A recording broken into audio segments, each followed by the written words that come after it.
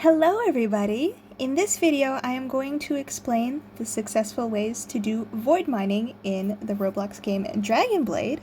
Void mining, of course, being what I think is the easiest and quickest coin making method. Now, some precautions before we go into this. First of all, you are going to be more successful making coins if you have the Dragon Pass and a large inventory. And for this strategy, you are going to need the iron shovel, which means you need at least a level 4 settlement and at least a blacksmith anvil. Now let's get into it. To access the Nookie Market, and underneath tools you will find the iron shovel recipe. Now remember, you need at least a level 4 settlement to access this recipe. So here we will be accessing the master's anvil. Now remember, you need just the blacksmith's anvil or anything higher. And here you can see the iron shovel is right next to all of the pickaxes. This is important because it's pretty hard to find, and then of course the ingredients that are required to make it. Now, to do void mining, it is recommended to use a smaller mount, so not a dragon or a wyvern. Here I use a tiger, but you can use anything that's smaller, like a wolf, a horse, even Pegasus's work. Now here, we're digging a pit, which is the key into getting into the void. Personally, I like to do mine close to the base because, as we will see in just a moment, it is better to have it to close quarters, and once you get into the void, it doesn't really matter how close you are. The only thing that matters is how close to the fairy tree you are, as you cannot build or get stone next to it. So personally, I like to dig all the way down. Typically when you see stone like that, it means you're very close to the very bottom, like that. This is why I like it close to the base, as you are able to access your pit a little bit faster than if you had it far away. Now you're going to want to go to the bottom. You want to remember where you had died, so you know where not to go all the way down. Here we're going to excavate. It doesn't matter how wide your tunnel is, ideally smaller because it's easier to get into the void that method. So you're going to want the castle parapet and at least one kind of tile. Make sure to at least get those building structures to do this.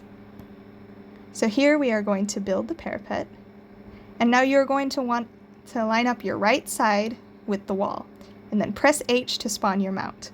Now of course the mount is a little too far, so you're going to want to back up. And there you go, and here we are in the void. Now here we start building tiles.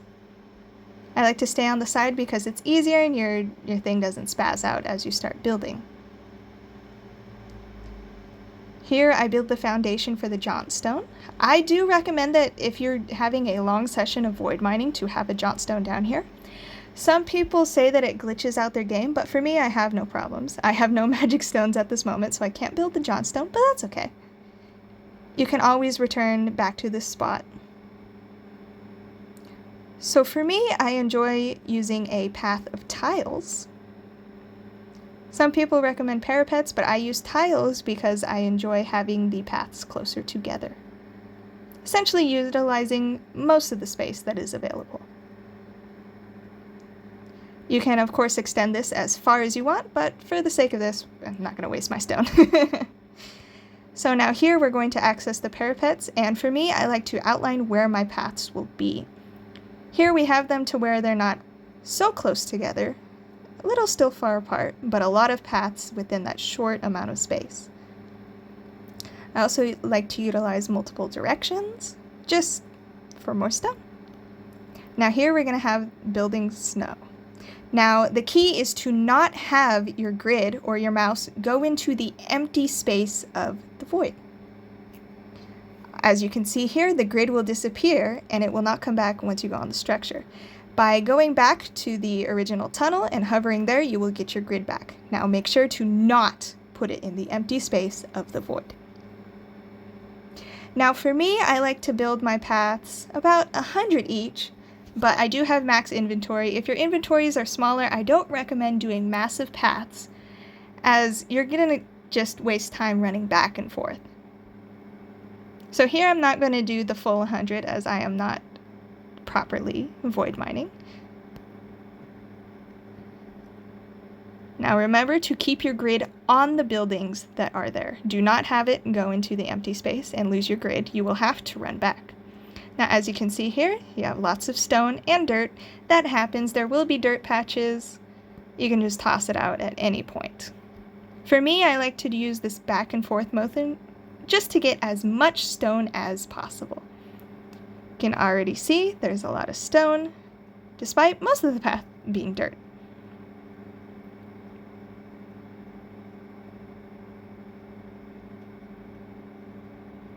You can see here, more inventory obviously means more stone, and consequently, more space. More coins. I typically like to just jump into the void to fastly get back to my shop. It's quicker than using the Johnstone. Here we sell the stone, and just from that little bit, there is 6,000 coins. More time you spend, the more stone, the better the results. So that is the guide on how to void mine in Dragon Blade. Good luck to all of you guys in getting lots of coins, and hopefully you have lots and lots of good hatches. Void mining will allow for you to have heightened chances of all of the sweet, rare, and expensive hatches.